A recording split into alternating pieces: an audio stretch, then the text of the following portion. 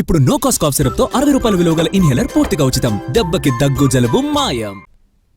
Deputy CM Pawan కూటమి సర్కార్లో కీలక నేత. అలాంటి నేత ఇగ్నోర్ చేయాల్సిన అంశాలను అదే పనిగా పట్టించుకుంటున్నారా? అక్కర్లేని అంశాలను హైలైట్ చేసి అనవసరంగా వైసీపీకి మైలేజ్ ఇస్తున్నారా? పవన్ స్పందించే తీరు వైసీపీకి ఫుల్ అడ్వాంటేజ్ అవుతోందా? మౌనం వహించాల్సిన చోట అదే పనిగా చేస్తున్న వ్యాఖ్యలు వైసీపీ ఎజెండాకే బలం చేకూరుస్తున్నాయా? ఇలాంటి ప్రశ్నలే ఏపీలో చర్చనీయాంశాలుగా మారాయి. ఇప్పుడు వైసీపీ ఆరోపణలకు డిప్యూటీ సీఎం పవన్ కళ్యాణ్ స్పందనలు ఇటీవలి కాలంలో పెరిగాయి.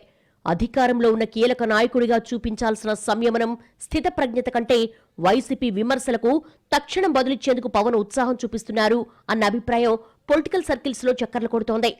సాధారణంగా అధికార పక్షం అవతల పార్టీ చేసే విమర్శలు, ఆరోపణలను పట్టించుకోకుండా అభివృద్ధి కార్యక్రమాలు, సంక్షేమ పథకాల అమలుపై దృష్టి కేంద్రీకరిస్తుంది. ప్రజల దృష్టిని కూడా అభివృద్ధి వైపు మళ్లించేలా చేస్తుంది. సంక్షేమ పథకాలపై మేలు చేకూరుతుందనే చర్చ జరిగేలా చేస్తుంది.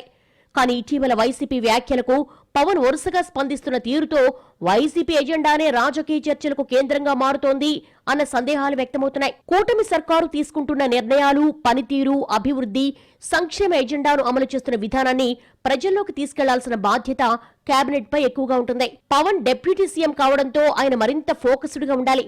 అయితే ఈ ఫోకస్ పవన్ కు క్రమంగా తగ్గుతోందన్న విమర్శలు రాజకీయ వర్గాల్లో వ్యక్తమవుతున్నాయి. పాలన కన్నా రాజకీయ వాగ్వివాదాలే చర్చనీయాంశాలుగా ముందుకొస్తున్నాయన్న అభిప్రాయాన్ని కొంతమంది రాజకీయ విశ్లేషకులు వ్యక్తం చేస్తున్నారు. కూటమి పరంగా చూస్తే పవన్ స్పందనలు భాగస్వామి పార్టీల మధ్య తీవ్ర అసౌకర్యానికి దారితీస్తున్నాయి అన్న వాదన కూడా ఉంది. డిప్యూటీ సీఎం హోదాలో ప్రభుత్వ బాధ్యతలు నిర్వర్తించాల్సిన సందర్భాలు ఓవైపుంటే, మరోవైపు జనసేన పార్టీ అధ్యక్షుడిగా రాజకీయంగా స్పందించాల్సిన అంశాలపై పవన్ పై ఒత్తిడి పెరుగుతోందనే టాక్ కూడా వినిపిస్తోంది.